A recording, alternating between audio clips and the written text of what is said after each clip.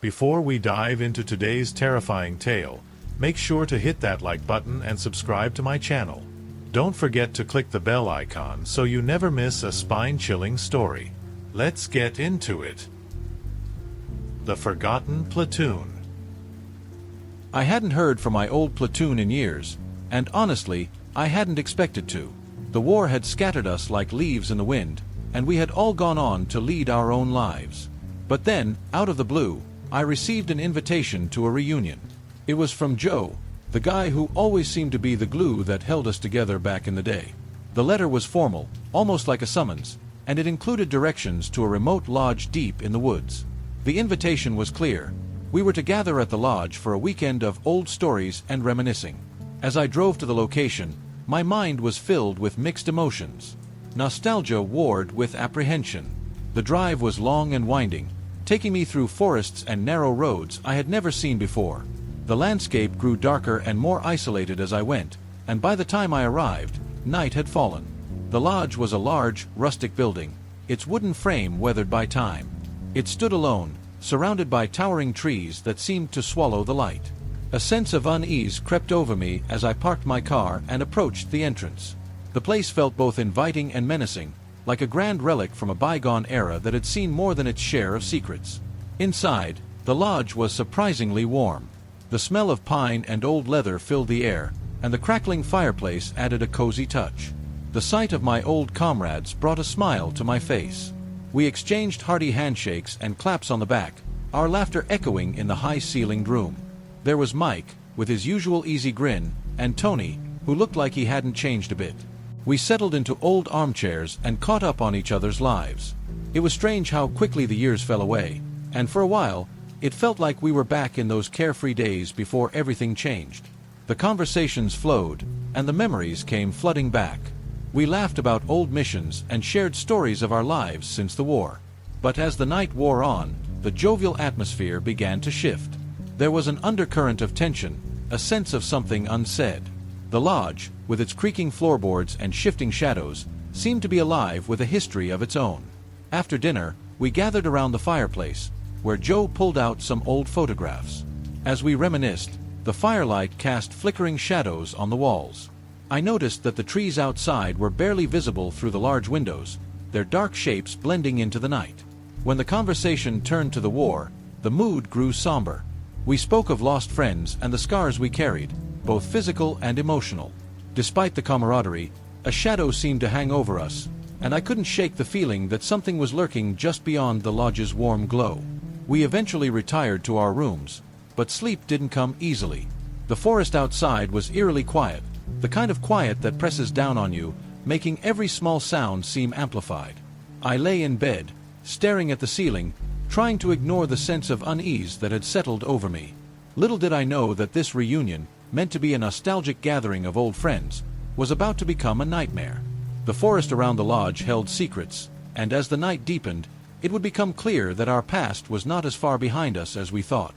I woke up the next morning to a crisp, cool breeze coming through the open window. The sun was just beginning to filter through the dense forest, casting long shadows across the floor of my room. I got dressed and headed downstairs for breakfast, hoping the fresh air and the company would lift my spirits. The common room was bustling with the sounds of mugs clinking and the aroma of freshly brewed coffee. My fellow veterans were gathered around the table, chatting animatedly about the plans for the day. Joe had suggested we take a hike through the woods, and everyone agreed it would be a good way to catch up and enjoy the natural beauty of the area. We set out mid-morning, the forest welcoming us with its cool, shaded paths. The air was filled with the scent of pine and damp earth, and the sounds of birds chirping overhead provided a comforting backdrop. It was as if the forest itself was embracing us, offering a reprieve from the harshness of the world outside. The hike was pleasant, and we made our way along a well-trodden path, exchanging stories and laughter. However, as the hours passed and we ventured deeper into the woods, a sense of unease began to settle over me. The trees seemed to close in tighter, their branches intertwining like grasping fingers. The sunlight struggled to penetrate the canopy, casting eerie patterns on the forest floor. Around mid-afternoon, we decided to take a break by a small clearing. We sat on a fallen log, taking in the serenity of our surroundings. Dave, one of the quieter members of our platoon, mentioned he wanted to explore a bit further. He said he'd catch up with us later and disappeared into the trees. We waited for him to return, but as the minutes stretched into hours, concern began to creep in. We called out for him, but there was no response. The sun was beginning to set, casting a golden hue over the forest, but the growing shadows made the woods feel more menacing. When it became clear that Dave wasn't coming back, we decided to head to the lodge and organize a search party. Our calls grew louder and more frantic as we scoured the forest. The once familiar paths seemed to twist and turn, leading us in circles. The shadows deepened, and the forest grew darker, amplifying our growing sense of dread. We eventually found his flashlight lying on the ground, its beam still flickering weakly. But there was no sign of Dave. The forest seemed to have swallowed him whole, and the realization that something was terribly wrong hit us hard.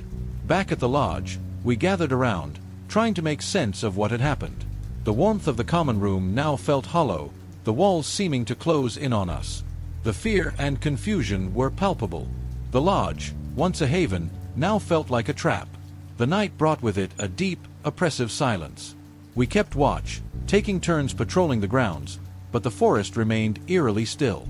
No one spoke much, the unease hanging heavily in the air. We were all haunted by the same thought. If the forest had taken Dave, who or what else might it have in store for us? The morning after Dave's disappearance was no less unsettling. The sun rose over the forest, but the light seemed to struggle against the thick canopy of trees. We had barely slept, and exhaustion hung over us like a shroud. Despite our best efforts to stay positive, the growing worry was palpable. As we gathered for breakfast, the mood was subdued. Joe suggested we split into smaller search parties to cover more ground. The forest was vast, and the idea of finding Dave, or anyone else who might be lost, seemed increasingly daunting. I joined a group with Mike and Tony. We ventured deeper into the woods, trying to follow a new path that we hadn't explored yet. The trees felt denser here, their trunks thicker and closer together. The sunlight barely reached the forest floor, casting long, unsettling shadows. We had been walking for hours when Mike suddenly stopped. He pointed out a strange symbol carved into the bark of a nearby tree. It was crude and unrecognizable, looking like something out of an old legend or a forgotten ritual. The sight of it sent a shiver down my spine. It wasn't like anything we'd seen before, and its presence felt deeply unsettling. "Do you think this could be some kind of marker?" Tony asked, his voice tinged with uncertainty. "I don't know," I replied, trying to keep my tone steady. "But it doesn't look like anything we should mess with." We took photos of the symbol and continued our search. The deeper we went, the stranger the forest became. There were more symbols, each more disturbing than the last, carved into trees or scratched into the dirt. The air grew colder, and an oppressive silence settled over us. As night began to fall, we headed back to the lodge, our spirits dampened by the day's fruitless search. The forest seemed to come alive as darkness approached. We heard strange noises, whispers carried on the wind, and the rustling of leaves that didn't seem to match the gentle breeze. It was as if the woods were trying to communicate something, but the messages were lost in the shadows. Once back at the lodge, we compared notes and discussed our findings. Joe was visibly shaken. The symbol we had found matched the descriptions in the old journal entries he had dug up. The entries spoke of a malevolent force that preyed on those who ventured into the forest, an entity that thrived on fear and isolation. As the evening wore on, we gathered around the fireplace, trying to find comfort in each other's company. But even the fire's warmth did little to dispel the growing sense of dread. The whispers from the woods seemed to echo in the lodge, a constant reminder of the terror that lay just beyond the walls. We decided to take turns keeping watch throughout the night, but sleep was elusive. Each creak of the lodge and each gust of wind seemed to amplify the sense of foreboding. The forest, with its dark secrets and unsettling whispers, felt like it was closing in on us, and the nightmare that had begun with Dave's disappearance was only just beginning to reveal its true nature. The second night at the lodge was unbearable. None of us could shake the feeling that something was terribly wrong. We huddled together around the fire, trying to convince ourselves that Dave would return, but deep down, we all knew that the chances were slim. The forest outside seemed to pulse with a malevolent energy, and every sound amplified our collective fear. As the hours passed, the whispers from the woods grew louder. I couldn't sleep, so I decided to take a walk around the lodge, hoping that the fresh air might clear my head. I grabbed my flashlight and stepped outside into the cold, dark night. The beam cut through the darkness, but it barely made a dent in the oppressive gloom of the forest. I walked a short distance from the lodge, following a trail that seemed to lead away from the symbols we had seen earlier. The forest felt more alive than ever, its shadows shifting and writhing in the corner of my vision. I was about to turn back when I noticed a small, partially obscured path leading deeper into the woods. Driven by a mixture of curiosity and desperation, I followed the path, which seemed to wind in a serpentine fashion, as if intentionally designed to disorient. The forest grew denser, the trees forming a nearly impenetrable wall of darkness. As I pushed forward, the whispers became more distinct, almost like voices carried on the wind. I stumbled upon a clearing, and what I saw there made my blood run cold. In the center of the clearing was an old, decrepit cabin. It was barely standing, its roof sagging and walls rotting away. The cabin looked ancient, as if it had been there long before any of us had arrived. A chill ran down my spine, and I hesitated before stepping closer. My flashlight flickered as I approached the cabin, its beam revealing old, faded symbols carved into the walls and floor. The air inside was thick with dust and decay. As I stepped inside, I noticed a large, dusty book lying on a makeshift table. The cover was bound in what looked like old leather, and the pages were yellowed and brittle. I picked up the book and opened it cautiously.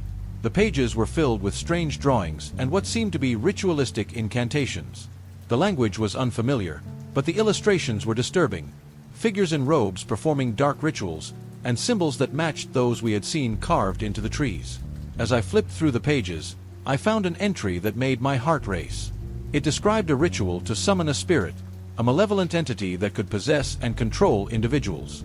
According to the text, the spirit thrived on fear and isolation, using its victims to increase its power. The ritual required a sacrifice, and it was clear from the descriptions that the entity was meant to claim its victims one by one.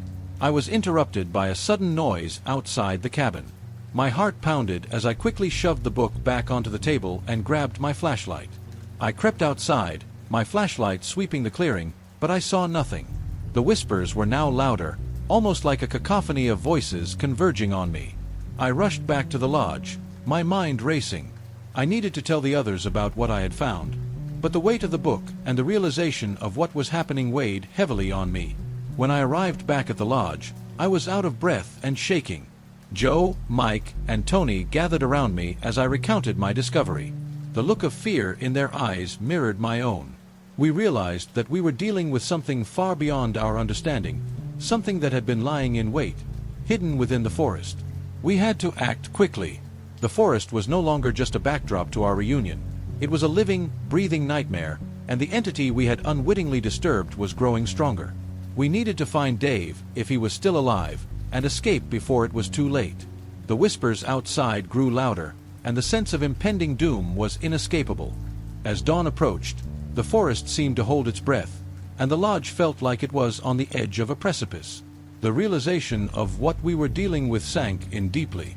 We had uncovered a dark force, and now it was time to confront it, or face the terrifying possibility of becoming its next victims. We gathered in the common room, our faces pale and weary. I shared everything I had discovered about the ancient rituals and the malevolent entity. The gravity of the situation was clear. We needed to act fast. Joe suggested we try to use the knowledge from the book to perform a counter-ritual to banish the entity. It was a desperate plan, but it was our only hope. With the rising sun casting a weak light through the forest canopy, we armed ourselves with makeshift weapons, flashlights, heavy sticks, and anything we could find. We decided to head back to the clearing and the cabin, the epicenter of the malevolence that had been haunting us. The journey through the forest felt different now, as if the trees themselves were watching us, silently urging us to turn back. The air grew colder as we approached the clearing, and the whispers turned into a low, continuous murmur, almost like a chant. When we reached the cabin, it looked even more foreboding in the light of day. The decay seemed to have worsened overnight, and the symbols on the walls appeared to be pulsating. We entered the cabin, and I grabbed the book from the table where I had left it. The pages were just as I had left them, and the rituals seemed even more sinister under the harsh light of day. We set up a makeshift ritual circle with items we had gathered, candles, salt, and pieces of cloth. The atmosphere was heavy with tension as we followed the instructions from the book. As we began the incantations, the whispers outside grew louder, almost as if protesting our actions. Suddenly, a chilling gust of wind blew through the cabin, extinguishing the candles. The temperature dropped drastically, and a dark figure began to materialize in the center of the ritual circle. Its form was indistinct, shifting and flickering like a shadow caught in the edge of perception. The whispers turned into a deafening roar, and the entity's presence was almost tangible. The figure advanced toward us, its shape becoming clearer, an amalgamation of tortured faces and gaping mouths, all writhing in silent screams. We continued with the ritual, shouting the incantations over the roar of the entity. The figure seemed to waver, but its aggression only intensified. In a final, desperate attempt, we combined our voices and our wills, focusing on the words from the book. The air grew thick with energy, and the cabin shook violently. I could feel the weight of the entity pressing down on us, trying to resist our efforts. It was a battle of wills, and it seemed as though the forest itself was fighting back. The figure let out a final horrific screech, and with a blinding flash of light, it was gone. The cabin fell silent, and the oppressive weight lifted. The forest was still again, the whispers gone, leaving only the distant sound of birds and the rustling of leaves. Exhausted and shaken, we left the cabin and returned to the lodge. The sense of relief was palpable, but we knew that the forest had left its mark on us. Dave was still missing, and we had no way of knowing what had become of him. The forest had taken him, and perhaps it would keep him forever. We packed our things and left the lodge, not looking back. The forest, once a place of nostalgia and camaraderie, had turned into a dark, treacherous landscape. As we drove away, I glanced in the rearview mirror, half expecting to see the forest watching us as we left. The terror of the past days would stay with us forever, a reminder of the darkness that lurked just beyond the light. The veteran next door. When I first moved into my new home, I felt like I had found the perfect place to start over. It was a small suburban neighborhood in the outskirts of a quiet town in Pennsylvania, lined with identical houses, neatly trimmed lawns, and the kind of stillness you can only find far away from city life. It was peaceful, or at least, that's what I thought. The house next door was the only one that didn't quite fit the picture. The windows were always shut, even during the day, with heavy curtains drawn, as if whoever lived there wanted to keep the world out. I noticed the lawn was overgrown, weeds creeping through the cracks in the driveway. It stood out, like a sore thumb among the pristine houses on the street. But what caught my attention the most was the eerie silence that seemed to hang around it. I didn't see my neighbor for the first few days, and the other residents didn't seem eager to talk about him. One afternoon, while chatting with the woman who lived across the street, I asked about the house. "Oh, that's Mr. Turner's place," she said, her voice dropping to a whisper.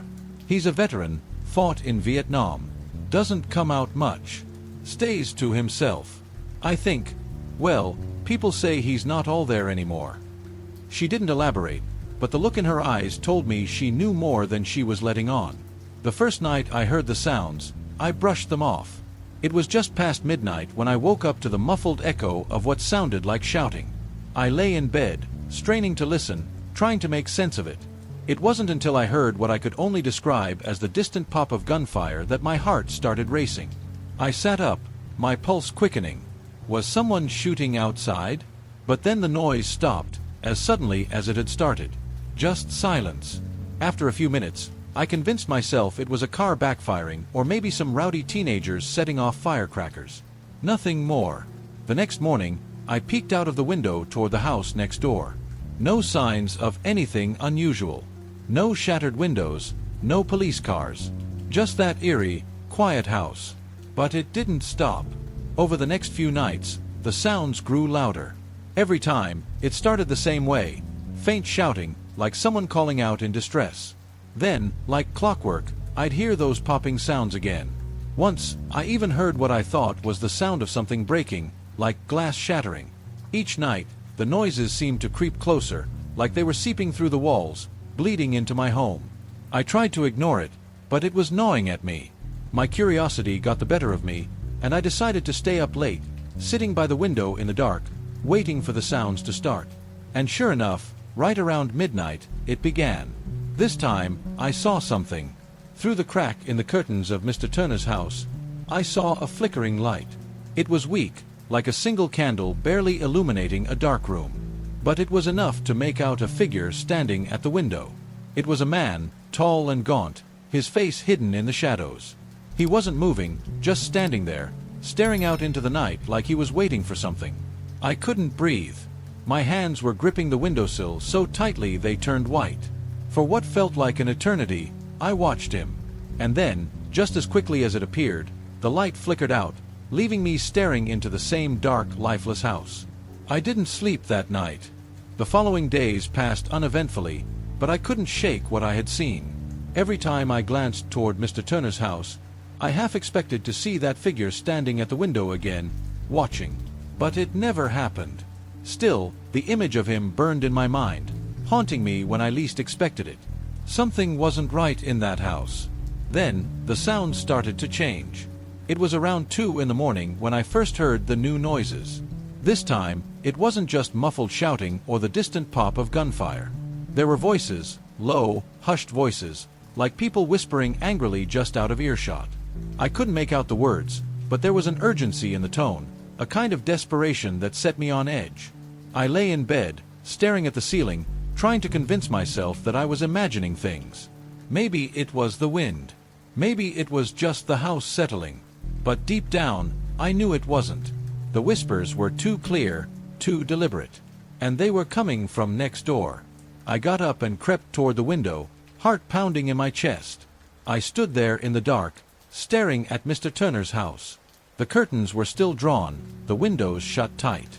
The whole place looked as lifeless as ever. But the voices were still there, growing louder, and now I could hear something else mixed in with them. Crying. I froze, my blood running cold. It was soft at first, like the sound of a child sobbing, but as I listened, it became more distinct. It was a man's voice, broken and full of sorrow, echoing from somewhere deep inside that house. I wanted to do something, to call the police, maybe, or knock on Mr. Turner's door to see if he was okay. But I couldn't bring myself to move. There was something about those sounds that felt wrong, like they didn't belong to this world. I knew, instinctively, that whatever was happening next door wasn't something that could be explained by a simple phone call or a neighborly check-in. The crying continued for what felt like hours. I just stood there, paralyzed, listening. Then, just as suddenly as it began, the noise stopped. The silence that followed was suffocating, almost worse than the sounds themselves. It was as if the entire world had gone still, waiting for something to happen. That's when I saw it again. A faint light flickered in Mr. Turner's window, the same weak, ghostly glow I'd seen before. My breath caught in my throat as the shadowy figure appeared again, standing motionless behind the curtains. This time, I could make out more of him. His face was pale, gaunt, like someone who hadn't seen the sun in years. His eyes were dark, hollow pits, fixed on something just beyond the glass. I stepped back from the window, my heart racing. Something was horribly wrong with this man, and I couldn't shake the feeling that whatever was happening inside his house was more than just the aftereffects of war trauma. There was something else, something darker, more malevolent. I didn't sleep at all that night. Every time I closed my eyes, I could hear the whispers, the crying, and that horrible, flickering light behind the curtains. I kept imagining Mr. Turner's face, those empty eyes staring into the night, as if he was trapped in some kind of hell I couldn't even begin to understand. The next morning, I decided to ask the neighbors about him again. Maybe they knew more than they had let on before. There had to be some explanation, something to make sense of what I'd been hearing and seeing. But when I brought it up with Mrs. Conway, the woman across the street, her face went pale. She looked around nervously, as if someone might be listening. "You should stay away from him," she whispered, her voice barely audible. "He's dangerous. There's things going on in that house that you don't want to know about." "What do you mean?" I asked, but she just shook her head, refusing to say anything more. The conversation left me with a sinking feeling in my gut. Whatever was happening next door, it was more than just an old man reliving war memories. And I had the distinct impression that the worst was yet to come. The days dragged on, but the nights? The nights were becoming unbearable. I kept hearing those damned sounds, whispers, cries, things breaking. Every night, it was the same, and every night, the tension in my chest grew tighter. I had started leaving all the lights on in my house, trying to drown out the creeping darkness that seemed to be leaking in from Mr. Turner's place. But it didn't help. Nothing helped. It all came to a head one evening when I finally saw him in person. I was out front, taking out the trash, when I heard the distinct creak of a door behind me. Turning around, I saw Mr. Turner standing on his porch. He wasn't looking at me, though. He was staring straight ahead, into the distance, like he was lost in another world. He looked even worse up close, thin, almost skeletal, with skin so pale it seemed translucent under the setting sun. His clothes were old, wrinkled, and hung off him like he was a coat rack. I hesitated for a second, but the nagging feeling that had been growing inside me pushed me forward. I had to know what was going on. I took a few cautious steps toward him. "Mr. Turner," I called out. No response. "Mr. Turner, are you okay?" I asked, my voice sounding more nervous than I intended. He still didn't move or acknowledge me, just kept staring blankly ahead, as if he didn't even register I was there. I took a deep breath and walked closer until I was standing just a few feet away from him. That's when he spoke, though it wasn't directed at me. His voice was low, almost like a whisper, but filled with a strange intensity. "They're still here," he muttered. "Always here. Never left." I froze. "Who's here?" I asked, trying to keep my voice steady, though every part of me was screaming to back away. Finally, he turned his head and looked at me. His eyes were hollow, dark rings around them, like he hadn't slept in years. His lips were trembling, and when he spoke again, it was as if he wasn't talking to me at all. "They follow me, you know. They always follow. Never let me rest." A cold chill ran down my spine. "Who follows you?" He blinked slowly, his gaze drifting back to the sky. "The men. My men. They died, but they didn't go. They stay with me. They don't let me forget. The things I saw, the things I did." He trailed off, and for a moment, I thought he might collapse right there. I didn't know what to say. Part of me felt sympathy for him. Clearly, he was suffering from some kind of war trauma. But another part of me, a darker part, couldn't shake the feeling that it was something more than that. Something I couldn't explain, but could feel in the pit of my stomach. As I stood there, trying to figure out what to do, Mr. Turner suddenly grabbed my arm with a surprising strength. His grip was ice cold. "You need to be careful," he said, his voice sharp and desperate now. "They know about you. They'll come for you too, if you're not careful." I stumbled back, pulling my arm free. "What are you talking about?" He stared at me with wide, terrified eyes. "Once they find you, they never let go. They'll come into your home, your mind. They'll make you see what I see." His words left me breathless. There was an intensity in his voice that made my skin crawl. I stepped back again, my heart racing. I think you need help," I stammered, not knowing what else to say. He laughed then, a deep hollow sound that echoed through the quiet street. "Help? There's no help for me. No help for any of us." Then, just as suddenly as the conversation had started, he turned and shuffled back into his house, the door slamming shut behind him. I stood there, frozen, staring at the darkened windows. The street was dead silent, but my mind was racing. Who were they? What had Mr. Turner meant by that? I couldn't shake the feeling that he wasn't just rambling. There was something behind his words, something real. As I walked back to my own house, a sense of dread settled deep in my gut. That night, I couldn't sleep. Every little sound, the creak of the house settling, the wind outside, made me jump. And just when I thought I might finally be drifting off, I heard it. Whispers. Faint, but unmistakable. Coming from inside my own home. I bolted upright, my heart pounding in my chest. I strained to listen, but the voices stopped. The house was silent again. Maybe it was just my mind playing tricks on me. Maybe I was imagining things after everything that had happened with Mr. Turner. But deep down, I knew that wasn't true. Something had followed me home. The next morning, I woke up feeling like I hadn't slept at all. My mind was foggy, but the memory of those whispers lingered like a bad taste in my mouth. I tried to convince myself it was just the stress from talking to Mr. Turner, maybe even my imagination playing tricks on me. But every time I thought about it, a chill ran down my spine. I tried to go about my day as usual, but I couldn't shake the feeling that something was off. At work, I kept zoning out, my thoughts drifting back to the night before. I wasn't just thinking about Mr. Turner anymore, I was thinking about them. The voices, he said, followed him. The way he had looked at me, his eyes hollow with terror. He wasn't crazy. I knew that now. Whatever had followed him home from the war was real, and it had started to creep into my life, too. That night, as I sat in my living room trying to distract myself with TV, it started again. At first, it was subtle, a faint tapping sound, like something knocking lightly on the walls. I muted the TV and listened. The sound grew louder, coming from the walls on either side of me, as if something was moving through the house, trying to get my attention. I stood up slowly, my heart racing. The tapping stopped, replaced by the softest of whispers. It was coming from the hallway, just beyond the living room. I couldn't make out the words, but the tone, it was cold, angry, and it was getting closer.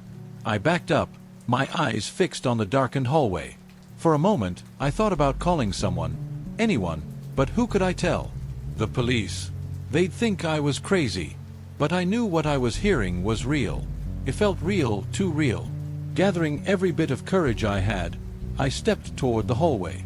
The whispers stopped abruptly, like whoever, or whatever, was making them knew I was coming. I stood there in the doorway, peering into the darkness. My house had never felt so unfamiliar, so alien. Every shadow seemed to pulse with something alive, something watching me. Suddenly, I felt it. The air around me grew cold, impossibly cold for a summer night. A heavy, suffocating presence settled in the hallway, pressing down on my chest. And then, from the corner of my eye, I saw movement. A shadow, just a flicker, darted down the hall toward the front door. I followed it, my feet moving before my brain could catch up. My hand gripped the doorknob, and before I even realized what I was doing, I swung the door open. Nothing. I stood there, panting, staring out into the quiet night. The street was empty, bathed in the soft glow of the streetlights. But the feeling, the weight of that presence, was still there. I could sense it, lingering just beyond the threshold of my home, waiting for me to let my guard down. I shut the door and locked it, my hands trembling. Something had followed me. I wasn't imagining it. The same thing that haunted Mr. Turner had found its way into my house. And I had no idea how to stop it.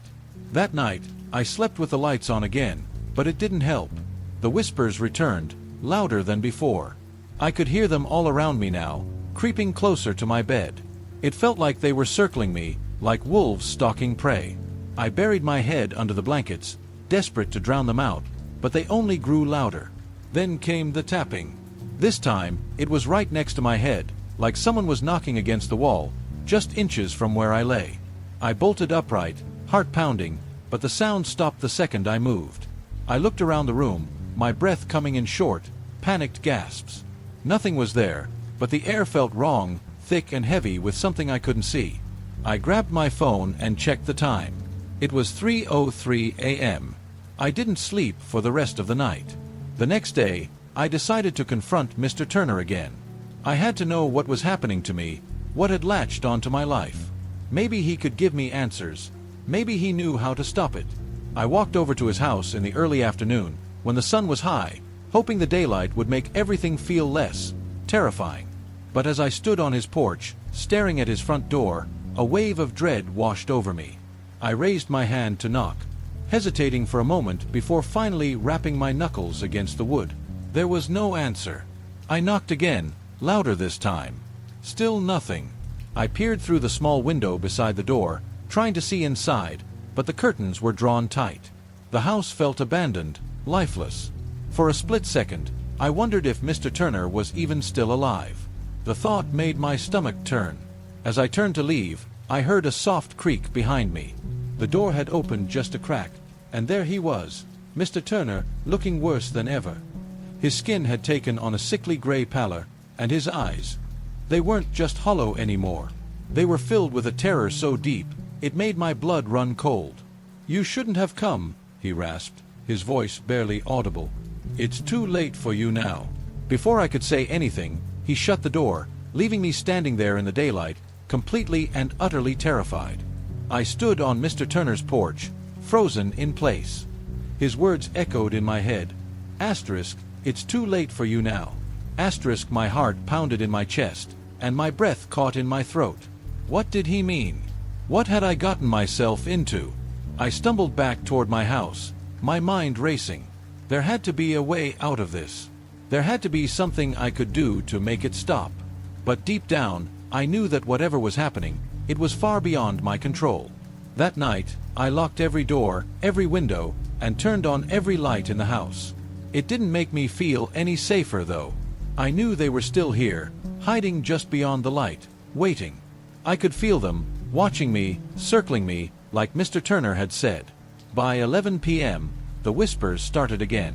They were louder now, more distinct. I could almost make out the words this time, though they were spoken in a language I didn't understand. The tapping returned, too, faster, more frantic, like someone, or something, was trying to break through the walls. I couldn't take it anymore. Grabbing my phone, I called the police. I didn't know what to tell them. How could I explain the horror that was creeping into my life without sounding insane? But I had to try. I couldn't survive another night like this. When the officer arrived, I almost cried with relief. He was a tall, stocky man with a calm demeanor that immediately put me at ease. I tried to explain what had been happening. The sounds, the whispers, the strange feeling of being watched. He listened patiently, nodding, but I could see the doubt in his eyes. "Have you spoken to anyone about this?"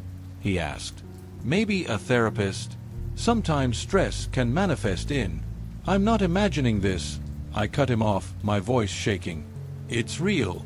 There's something in this house. It's not just me." He sighed and looked around the room. "I'll take a look, just to make sure. But sometimes people hear things when they're under a lot of stress. You'd be surprised how common it is." I didn't argue. I just wanted him to check the house, to see for himself that I wasn't losing my mind. He walked down the hall, checking each room. I stayed behind, listening to the creak of the floorboards as he moved through the house. For a moment, the whispers seemed to stop, as if they knew he was there. After what felt like an eternity, he came back. "Nothing out of the ordinary," he said, shrugging. "House seems secure. No signs of a break-in or anything unusual." I felt a pang of disappointment. But as he was about to leave, something strange happened. His face changed. He froze, standing in the doorway to the hall, staring at something behind me. "Are you expecting someone?" he asked, his voice suddenly tense. I frowned.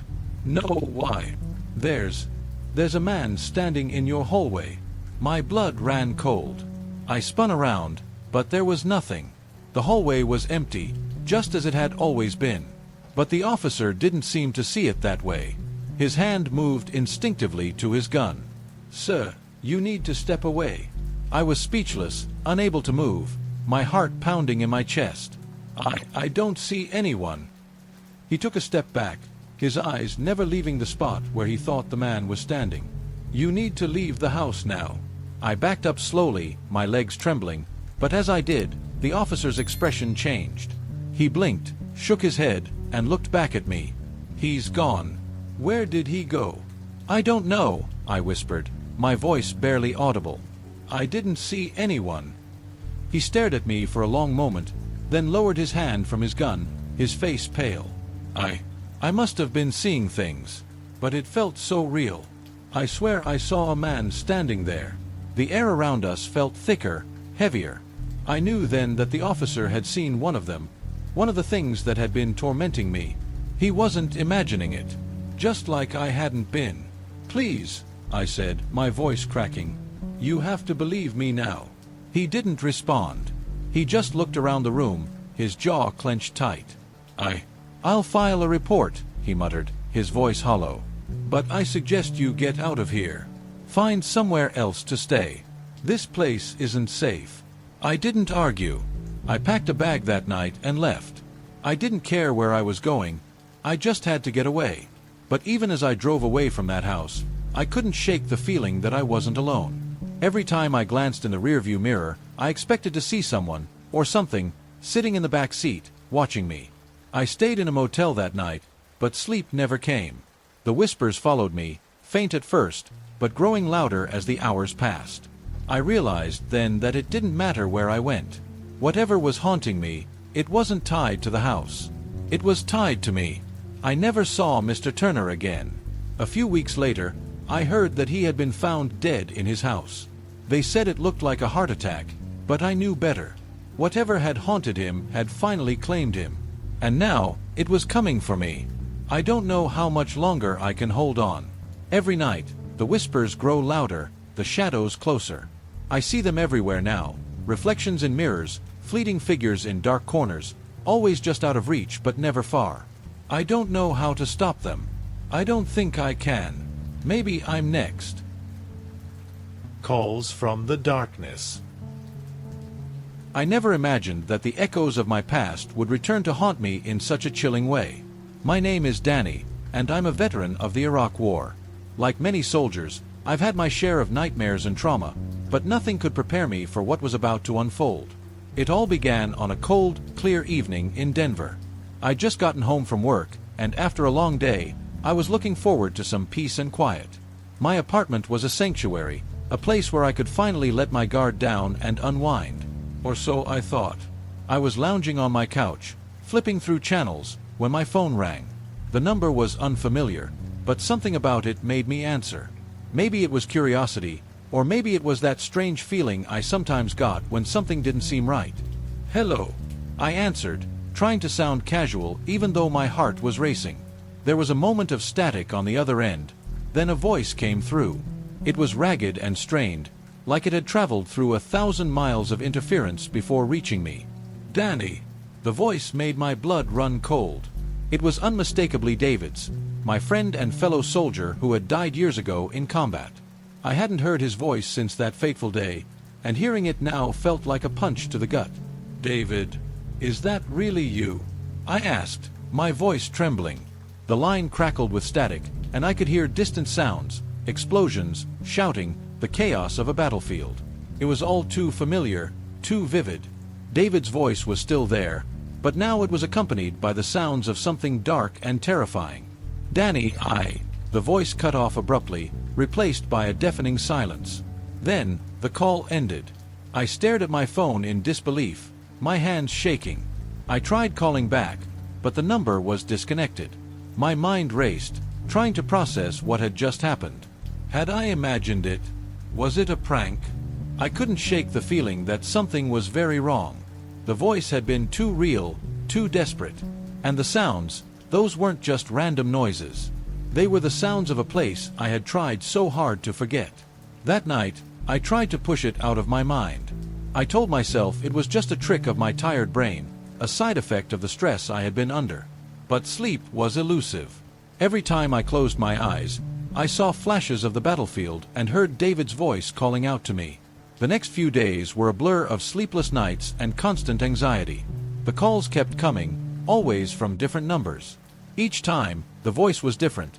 Sometimes David's, sometimes someone else's, but always filled with fear and urgency. I tried to ignore them, but they continued, each call more disturbing than the last. I knew something was wrong, but I didn't know how to stop it. The lines between reality and nightmare were blurring, and I was caught in the middle. Little did I know, this was only the beginning. The calls from the darkness had only just begun, and they were about to drag me into a terrifying world I wasn't prepared for. The calls didn't stop. In fact, they became more frequent, and each one felt like a personal attack on my sanity. I tried to tell myself it was just my mind playing tricks on me. After all, I had been diagnosed with PTSD and was seeing a therapist for it. But deep down, I knew something was wrong. One night, after a particularly exhausting day at work, I was lying in bed, trying to drown out the anxiety with reruns of old sitcoms. My phone buzzed with yet another call from an unknown number. My heart sank as I saw the display. It was late, and I was too tired to deal with whatever this was. I answered reluctantly. "Hello." The voice on the other end was almost unrecognizable, a distorted whisper barely audible over static. It was still the same voice, David's, yet it was tinged with an almost inhuman quality. "Danny, they're coming. You have to leave." The call ended abruptly, leaving me with a sinking feeling in my gut. I tried calling back, but the number was once again disconnected. The room felt colder, and a shiver ran down my spine. My old war memories seemed to creep back into my mind with more intensity. I couldn't shake the feeling that I was being watched. Every creak in the apartment, every flicker of the lights seemed to set me on edge. I'd find myself staring into dark corners, half expecting to see someone, or something, lurking there. Desperate for answers, I reached out to a few of my old comrades. Most of them were skeptical when I mentioned the calls. They chalked it up to my PTSD, a symptom of the stress and trauma I'd experienced. But when I mentioned the specific details of the calls, the urgency in David's voice, their concern grew. Mike, one of my closest friends from the unit, suggested that I see Dr. Ellen, a therapist who specialized in trauma and PTSD. He believed that talking to her might help me make sense of what was happening. I was hesitant, but I agreed. The following week, I visited Dr. Ellen's office. It was a small, cozy space with warm lighting and comfortable chairs, nothing like the sterile, intimidating environment I'd expected. Dr. Ellen was kind and patient, listening intently as I described the calls and the feelings of dread that accompanied them. She suggested that my mind might be projecting my trauma onto these calls, a way of dealing with unresolved guilt and grief. It made sense on some level, but I couldn't shake the feeling that there was more to it. The way David's voice crackled with static, the disturbing imagery that seemed to accompany each call, it felt like a sinister force was at play. That night, as I lay in bed trying to push away my fears, the calls came again. The voice was more frantic, more distorted than ever. I heard snippets of incoherent sentences and disturbing noises, gunfire, cries for help, and the sound of someone running. I was on edge. The fear that had been building up inside me now felt like it was consuming me. I decided to take Dr. Ellen's advice and find a temporary place to stay. I needed a break from the oppressive atmosphere of my apartment and hoped that being away would bring some clarity. But as I packed a few belongings, the phone rang once more. This time, the voice was almost unintelligible, but I caught a few words that chilled me to the bone. "Danny, it's not over. They're still here." I knew I couldn't stay in my apartment any longer. The darkness was closing in, and I was about to face whatever was lurking in the shadows. I checked into a small, run-down hotel just outside Denver, hoping that a change of scenery might bring me some peace. The hotel was old, with creaky floors and peeling wallpaper, but it was better than the oppressive atmosphere of my apartment. As soon as I stepped into the dimly lit lobby, I felt a shift, like stepping into a different world, one where my nightmares might find me. The room I was given was on the second floor, overlooking the street. It had a musty smell, and the bed looked like it had seen better days. I tried to make the best of it, hoping that a few nights away from home would help me regain some sanity. But peace was elusive. The calls kept coming. The voices were more distorted than ever, and they started to include disturbing imagery. I'd see fleeting shadows darting across the walls, and sometimes I'd hear muffled voices in the hallway. Each time I looked, there was nothing there. One night, as I was pacing the hotel's hallway trying to calm my nerves, I overheard a conversation between two guests. They were talking in hushed tones about the hotel's unsettling history. Apparently, it was rumored to be haunted by soldiers who had died in a nearby military hospital during World War II. The more I listened, the more I realized that the hotel's history might be connected to what I was experiencing. My curiosity got the better of me, and I decided to investigate. I asked the hotel manager about the stories I had heard, but he brushed them off as local legends. Still, I couldn't shake the feeling that there was more to the hotel than met the eye. That night, as I lay in bed trying to sleep, my phone rang again. The caller ID showed an unknown number. My heart pounded as I answered. "Hello." The voice on the other end was distorted and panicked. I could barely make out the words over the static. "Danny, they're coming. You have to leave. Now." Before I could respond, the call ended. The coldness in the room seemed to intensify, and the shadows on the walls appeared to grow darker and more menacing. I felt like I was being suffocated by an unseen presence. Desperate, I went downstairs to speak to the night clerk. I told him I needed to check out, but he looked at me with concern and said, "It's not safe to be out there at this hour. It's not just the hotel, there's something wrong." His words did little to reassure me. I was scared and disoriented, but I needed to get out. I decided to pack up my things and leave the hotel immediately. As I was heading to my car, I saw movement out of the corner of my eye. Shadows seemed to follow me, and I heard whispers carried by the wind. I drove through the dark streets, trying to shake off the feeling of being followed. My heart raced, and I couldn't shake the fear that I was being hunted by something I couldn't see. I had no idea where to go, but I knew I couldn't stay in the hotel any longer. After hours of driving aimlessly, I pulled over to a rest stop to catch my breath. The darkness around me felt suffocating, and I couldn't escape the feeling that something was watching me. I tried to calm down, but every time I closed my eyes, I saw flashes of the battlefield and heard the anguished cries of my fallen comrades. I realized that the calls were more than just a symptom of my trauma. They were a warning. Whatever was trying to reach me wasn't done yet. I had to find a way to stop it before it consumed me completely. But for now, I was alone and vulnerable, with no idea what the next day would bring. The next morning, with the sun barely rising, I continued driving, my mind racing. I'd driven hours, and the fatigue was starting to weigh heavily on me. I found myself on a desolate country road, the kind that seemed to stretch on forever. I needed to get away from everything, from the city, from the hotel, from the calls. The road led me to a small, sleepy town I'd never heard of before. It felt like stepping into another world, quieter, slower, but somehow even more unsettling. I pulled into a small diner, hoping to gather my thoughts and maybe get some information about this place. The diner was almost empty, save for a few locals who glanced up from their coffee and newspapers as I walked in. I sat at the counter, trying to look normal despite the growing paranoia gnawing at me. The waitress, a middle-aged woman with kind eyes, noticed my unease and struck up a conversation.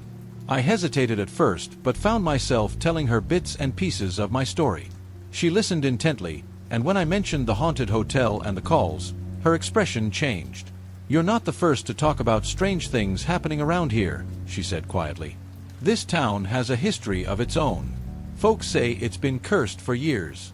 She told me about a local legend that spoke of a soldier who had been killed in a skirmish long ago and whose spirit had never found peace.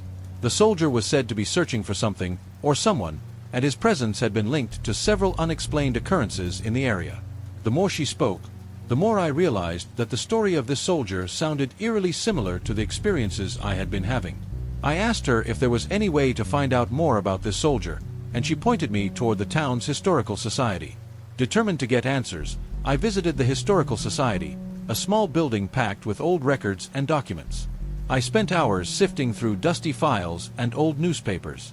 It was exhausting, but I was driven by a desperate need to understand what was happening to me. Finally, I found a reference to the soldier from the legend. His name was Lieutenant James Collins, and he had died in a battle nearby during World War II. According to the records, he had been a dedicated officer who was well respected by his peers. The details of his death were tragic. He had been separated from his unit and ambushed, and his body was never recovered. The more I read, the more I felt a connection to Collins. His story mirrored my own experiences of trauma and loss. I couldn't help but wonder if there was some connection between his restless spirit and the mysterious calls I had been receiving. As evening approached, I decided to visit the area where Collins had died. I followed the directions provided by the Historical Society to a secluded forested area, not far from town. The sun was setting, and the woods were cloaked in an eerie twilight. The feeling of being watched returned, stronger than ever. I walked through the dense trees, the silence almost oppressive. I felt as though I was moving through a place out of time. At one point, I stumbled upon an old, weathered plaque marking the site of a small memorial for soldiers who had died in the area. My heart pounded as I realized this was where Lieutenant Collins had fallen. Suddenly, my phone rang again. It was another unknown number, but this time, the voice on the other end was clear, desperate. "Danny, you're getting closer. But you have to understand, it's not just me. It's the others. We're all trapped here. Help us." The call ended abruptly, and I was left standing in the fading light, my fear mounting. I had come to seek answers, but now I was more confused and frightened than ever. It seemed that the calls were not just a warning, but a cry for help from beyond the grave. I knew I had to find a way to break this cycle, to free the restless spirits, and to finally find peace for myself. But with each step, the darkness seemed to grow stronger, and the line between reality and nightmare blurred further. The forest was quiet now, the only sound being the rustling of leaves in the chilly evening breeze. As the last light of day faded, a sense of dread settled over me. I knew I had to confront whatever was tormenting me, but the idea of facing it head-on was terrifying. I decided to stay at the memorial site overnight. There was something about being in the place where Lieutenant Collins had died that felt like it might provide answers.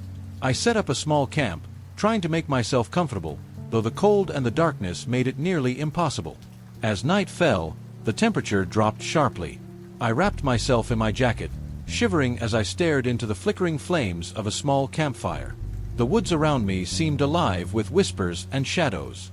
My phone buzzed again, breaking the silence. It was another call. I answered, my voice barely above a whisper. "Hello."